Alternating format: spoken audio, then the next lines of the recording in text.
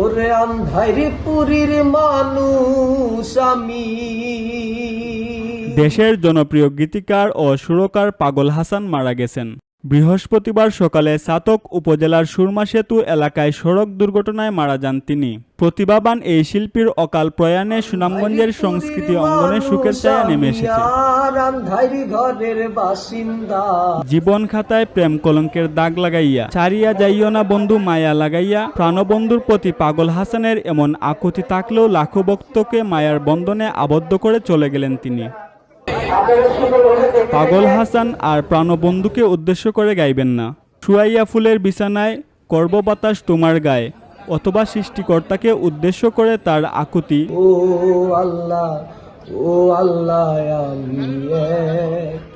আমি এক পাপিষ্ঠ বান্দা। বৃহস্পতিবার ছাতকের সুরমা সেতুর এলাকায় ভোরের সূর্য উদিত হবার প্রকৃতির চিত্রের সঙ্গে গানের শুটিং করতে যাওয়ার সময় সড়ক দুর্ঘটনায় মারা যান তিনি। তিনি একাধারে গীতিকার, সুরকার ও কণ্ঠশিল্পী ছিলেন। বৃহস্পতিবার অপরাহ্নে শেষবারের মতো শ্রদ্ধা জানাতে জেলা শিল্পকলা একাডেমিতে আনা হয় মরদেহ। সেখানে সহকর্মীরা শেষবারের মতো শ্রদ্ধা জানান। তুমি আইও আমার বাড়িতে, বইতে দিমু পিড়িতে, গান শুনাইমু মনেরই মতো, এরকম অসংখ্য সহজ সরল ভাষায় গান রচনা করে বর্তমান প্রজন্মের কাছে খুবই জনপ্রিয় হয়ে উঠেছিলেন পাগল হাসান। আজরাইলে নিব ধইরা রুহুটারে কবজা কইরা, আজরাইলে নিব ধইরা। ভক্তরা বলছেন হাসন রাজা, রাধা রমন দত্ত, শাহ আব্দুল করিম, দূরবীন শাহের উত্তরসূরি হতে পারতেন পাগল হাসান। তার লেখা প্রতিটি গানের মধ্যেই মাটির কাঁচা গন্ধ ও মানুষের গল্প সম্ভার উঠে আসত। ও আল্লাহ, আমি এক পাপিষ্ঠ বান্দা। ও আল্লাহ, ও আল্লাহ, আমি এক পাপিষ্ঠ বান্দা। এরকম অনেক জনপ্রিয় গান পাগল হাসান ভাইয়ের আছে। এসব গান আমাদের তরুণ সমাজের মধ্যে এবং প্রবীণ সবার মনে এইসব গান জায়গা করে নিয়েছে। শুধু আমাদের সুনামগঞ্জ নয়, সিলেট নয়, সারা বাংলাদেশে পাগল হাসান ভাইয়ের এমন গান অনেক জনপ্রিয়।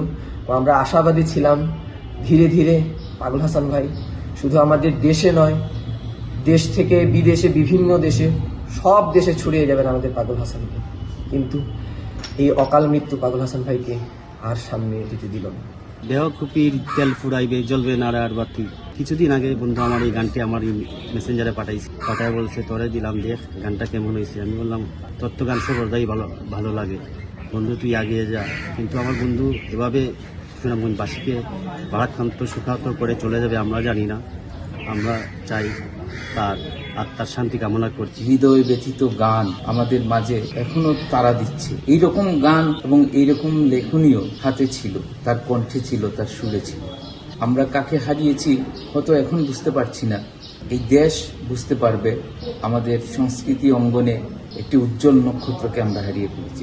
শিল্প সংস্কৃতির উর্বর ভূমি তথা তীর্থভূমি সুনামগঞ্জ জেলা, গুণী মানুষজন, মহাজনগণ, তাদেরই পদাঙ্ক অনুসরণ করে আমাদের সুনামগঞ্জের সুর এবং ভাবের যে সাগর রয়েছে, সেই সুর ভাবের সাগরে নিমজ্জিত হয়ে একজন নতুন প্রজন্মের তরুণ মতিউর রহমান হাসান তার শিল্প সাধনা, তার গীতিকারের জীবন শুরু করেছিলেন এবং অল্প সময়ের মধ্যেই ওনার যে সৃষ্টি সম্ভার সেটি আপ্লুত করেছে। আমরা বিশ্বাস করেছিলাম যে পাগল হাসানও এরকম একজন মহাজন হয়ে উঠবেন, কিন্তু বিধাতার হচ্ছে নির্মম পরিভাষ। এবং শুধু সুনামগঞ্জ নয়, পুরো বাংলা ভাষাভাষী যারা আছে, তার যত ভক্ত আছে, সকলকে সেই শোকের ছায়া আচ্ছাদিত করেছে। এবং এই যে ক্ষতি হচ্ছে অপূরণীয়, এটি কোনোভাবে পূরণ করা যাবে না। হাওরের বাতাসের সুরের মতো গলায় দরদি কণ্ঠকে থামিয়ে দিল অনাকাঙ্ক্ষিত একটি সড়ক দুর্ঘটনা। তাই সড়ক দুর্ঘটনার কারণ বের করে আইনানুগ ব্যবস্থা নেওয়ার দাবি সুনামগঞ্জবাসীর। ও আল্লাহ, ও আল্লাহ,